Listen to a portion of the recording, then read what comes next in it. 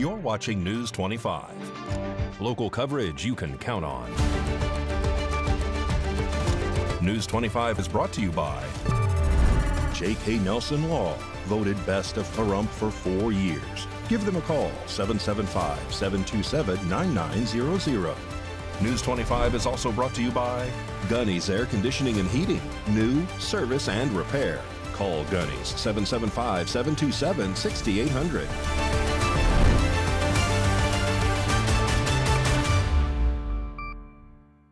Thank you for joining us here on News 25 and Ace Country Radio and streaming on KPVM.TV and now on Roku devices. My name is Roy Rossell, filling in for Unette Gentry on this Thursday, July 10th. Well, in our top story today, one of the suspects involved in the deadly shooting at Ian Deutsch Memorial Park is now being brought back to Nye County. Carlos Blakely is set to appear in court this weekend, and News 25 has the latest developments. One of the suspects involved in the deadly shooting of Joseph Perry at a Pahrump park is now on his way back to Nye County. Carlos Blakely, age 19, appeared in Las Vegas court today, Thursday, July 10th, where his attorney told the judge that he would not fight his extradition. Blakely is now expected to appear in Pahrump Justice Court this Saturday, July 12th. The Nye County Sheriff's Office identified Blakely as one of the people wanted in connection to the fatal shooting that occurred over the weekend. A Nye County Sheriff's Office detective contacted Las Vegas police on Monday after learning that Blakely had planned to surrender. He turned himself into Las Vegas Metro headquarters with his mother and was booked into the Clark County Detention Center on a warrant out of Nye County. The second suspect, Anthony Aguilar, was arrested in Pahrump on Tuesday. He remains in custody without bail and is set to be arraigned next Tuesday. This case continues to unfold as the investigation remains active. Well, a North Las Vegas fire engine flipped over, rushing to a house fire early Tuesday morning. Now officials are investigating the cause of that rollover. A North Las Vegas Fire Department engine was involved in a rollover crash Tuesday morning, July 10th, while responding to a house fire. The single vehicle accident occurred at 11:09 a.m. at the intersection of Civic Center Drive and Cheyenne Avenue in Las Vegas. Authorities say 3 firefighters suffered minor injuries in the crash and were transported to UMC for evaluation. Despite the incident, emergency response efforts to the house fire continued without delay as another engine was immediately dispatched to the scene. This is currently a developing story. It's that time of the broadcast when our News 25 Las Vegas correspondent Maria Centers now joins us for military coverage. And tonight we are delving into the U.S. military's Modular Airborne Firefighting System safeguards. Back in the 1970s, U.S. Congress established the Modular Airborne Firefighting System program, commonly referred to as MAFS, to assist the U.S. Department of Agriculture Forest Service. Traditionally, when all other civilian air tankers are activated, but further aid is required, the U.S. Forest Service, via the National Interagency Fire Center, can request help from the U.S. Air Force's MAFS flying units. The Department of Defense recently released the following interview with U.S. Air National Guard Public Affairs Specialist Staff Sergeant Kylie Warren, 153rd Airlift Wing, Wyoming Air National Guard, concerning the mission of public affairs personnel, along with a look at her videography skills.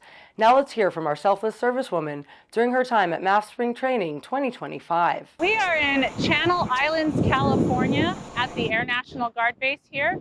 And what we're seeing behind me is the ongoing MAFS training that is preparing us for the firefighting season in the financial year of 2025. The MAFS program is a collective enterprise between the U.S. Department of Defense and the U.S. Forest Service. The mission serves as portable fire delivery systems that can be inserted into military C-130 aircraft without any major structural modifications needed. During MAFS training, public affairs comes out to help and tell the stories of MAFS. It takes roughly 10 years to build a MAFS command, and so telling the story about the value that MAFS adds to the overall firefighting mission across the country is really important, so people understand not only what work goes into it, but also how long it takes to build such a command, to train the pilots, as well as the other support crews that are out here on this flight line doing everything it takes to support firefighting here across the country. The U.S. Forest Service owns designated MAFS equipment and is responsible for fire retardant supplies. The DoD provides the C-130 H&J model aircraft, flight crews, and maintenance and support personnel flying the missions. Having public affairs cover the MAFS mission is important because it brings awareness to the program and highlights the interagency cooperation and makes it visible for the rest of the force that might not know about what we're doing out here otherwise. Some of the things I do while I'm out here as a public affairs specialist is film the ground activity that's going on behind me. 4 C-130 wings support the MAFS mission that include 3 Air National Guard units. Nevada's 152nd Airlift Wing, California's 146th Airlift Wing, and Wyoming's 153rd Airlift Wing, along with 1 U.S. Air Force Reserve unit, Colorado's 302nd Airlift Wing. I also get the opportunity to go into the Los Angeles National Forest to film the planes dumping the water over the drop zone in a simulated firefighting exercise. The MAFS mission is very important. Not only does it exhibit the interagency activity that is very powerful in terms of fighting national wildfire threats, it also shows how government agencies come together to collaborate for the betterment of the United States and its people. On behalf of everyone here at KPVM Television, we so appreciate all of your multimedia work and everything else. Reporting from Las Vegas and throwing it back to our studios in Pahrump, I'm Maria Centers for News 25. Thank you, Maria. Well, we will have your sports report coming up after this break.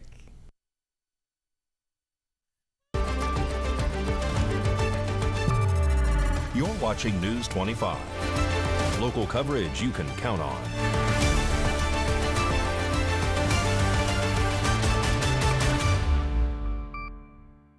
And welcome back to News 25. Well, now let's take a look at what's going on in the world of sports with our News 25 sports reporter, Mikey Ruhan. Take it away, Mikey.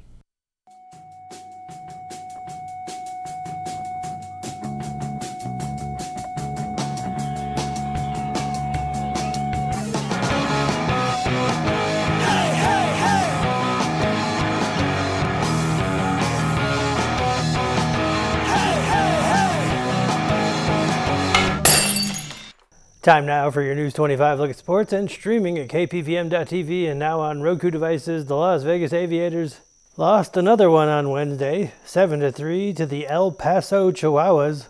That's a 4-game losing streak. Rematch this evening at 5:30. The Emirates NBA Cup is returning to Las Vegas this December. The NBA announced the semifinals are scheduled for Saturday, December 13th, and the championship is set for Tuesday, December 16th. This will be the third edition of the league's annual in-season tournament. Kevin Kruger has found his next job after being fired from the Running Rebels earlier this year. The University of Illinois announced Kruger would be joining the men's basketball team as assistant to head coach Brad Underwood. Las Vegas Aces superstar A'ja Wilson is questionable for tonight's game against the Washington Mystics due to a wrist injury. On the bright side, Wilson had an MRI on Wednesday, and it must not have been too serious because she's listed questionable.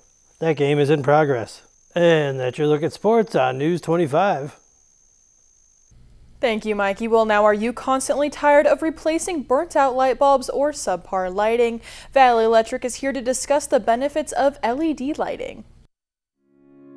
This segment of News 25 is brought to you by Valley Electric and its family of companies focused on serving our members. We're better together.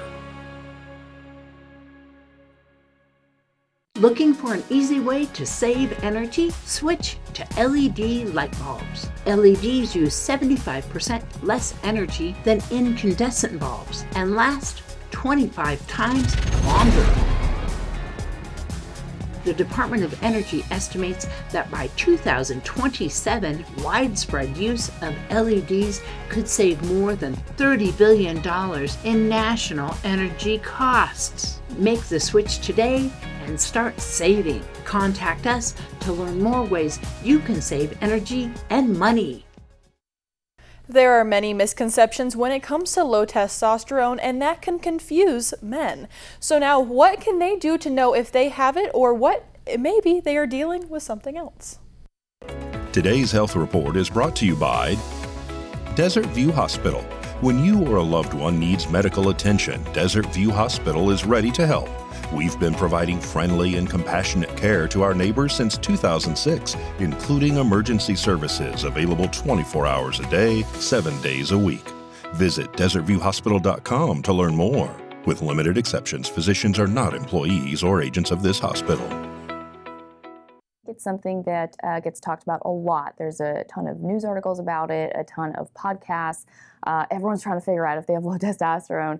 And I think ultimately what it comes down to is someone who has both the symptoms of low testosterone and also lab values that reflect low testosterone. Having both of those things together give you a pretty good idea that someone actually is what we call testosterone deficient. Dr. Rave T. Bolay is a urologist at Cleveland Clinic. She says testosterone plays an important role for men, helping with things like muscle growth, metabolism, energy, and sex drive. Low testosterone is more common in older men, but it can happen at any age and be caused by other medical issues such as obesity, cancer treatment, and testicular damage. Symptoms can vary but typically include fatigue, reduced muscle mass, reduced sex drive, or erectile dysfunction. Dr. Bolay says these symptoms can also be caused by other conditions, so low testosterone may be a part of a bigger problem. It takes a conversation as well as the labs to try and tease out, well, what part of this is testosterone? What part of this could be something else related to other lifestyle factors? What other medical conditions do you have? And then put it all together in a way that makes sense for that person that's sitting in front of you. And we will have a quick tip with great computer deals right after this break.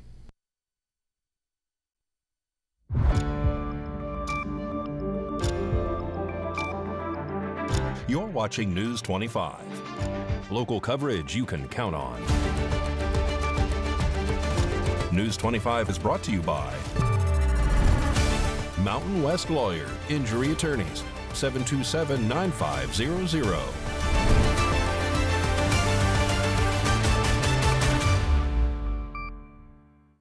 And welcome back to News 25. Well, now Josh from Great Computer Deals has another important tutorial on how you can avoid getting scammed.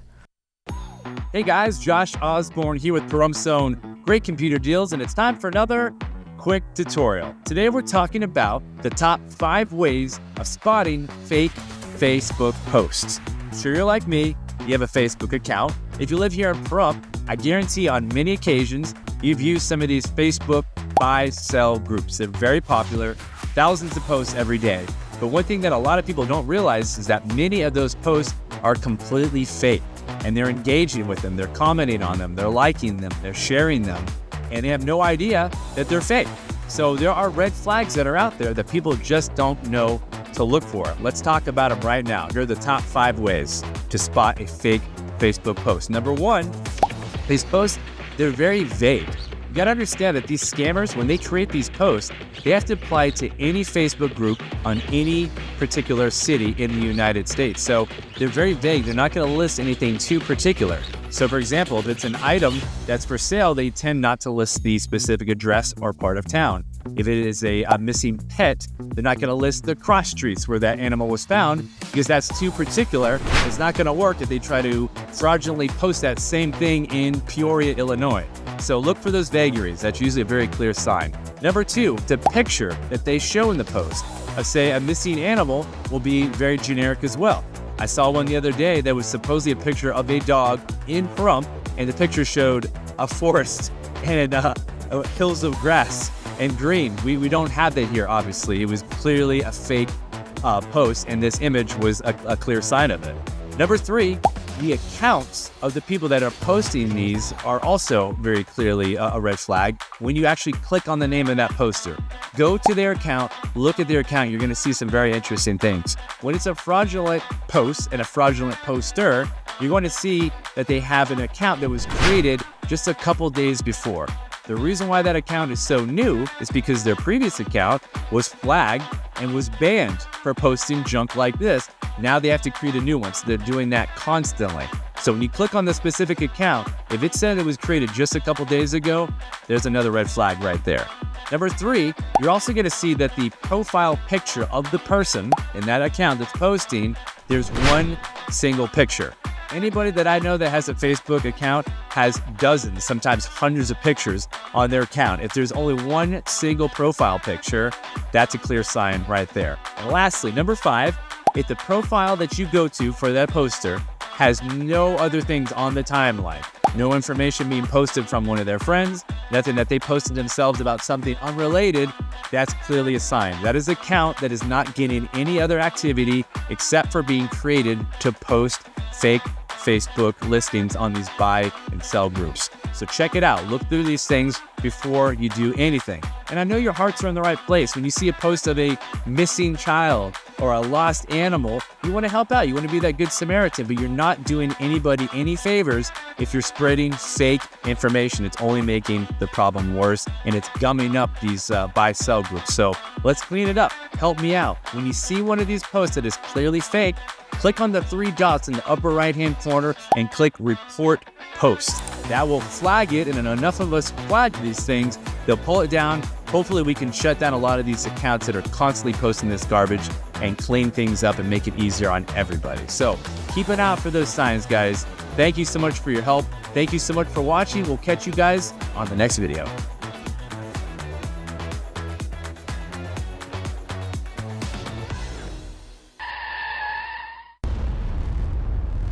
News 25 WeatherCam is brought to you by Lerner and Rowe Injury Attorney's Office in Pahrump. In a wreck, need a check? Call 702-877-1500. Taking a look outside, it is looking pretty hot right now and sunny. Mikey will have your weather report after this break. Rest in peace, Joey.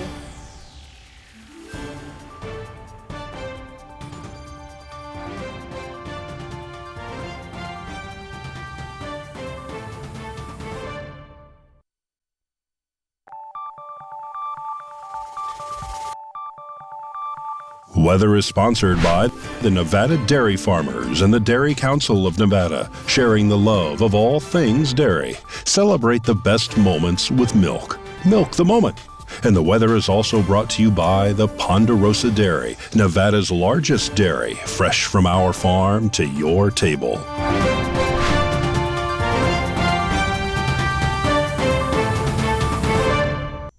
Hi, good evening, Nevada. I'm Mike Ruhan from the Channel 25 Weather Studios. Let's take a look at this weather map. 94 degrees in Fernley, Fallon saw 96 today. Carson City, 93 degrees. Tonopah, 90. 92 in Goldfield. Beatty saw 104. Amargosa, 108. 109 in Las Vegas. And now we're cooking in Death Valley, 119, but here in the beautiful paradise of Pahrump, our current temperature is 105. We hit 107 earlier. I fried an egg on the sidewalk. Winds out of the west-southwest, 9 miles per hour. Humidity 6%. The sun rose this morning at 5:35. Look for it to go away. Make beautiful colors in the sky at 8:03 p.m. And the humidity tonight will go up to 9%. Winds out of the east-southeast, 8 miles per hour. And we're going to go to a low of 73 degrees tonight. Let's check out the 7-day forecast. More hotness. 107 tomorrow, 107 on Saturday, 108 on Sunday, 109 on Monday, 107, and then on Wednesday we get a little bit of relief, 104, then Thursday, 101. It's like a normal temperature. Back to the desk. Here's Rory.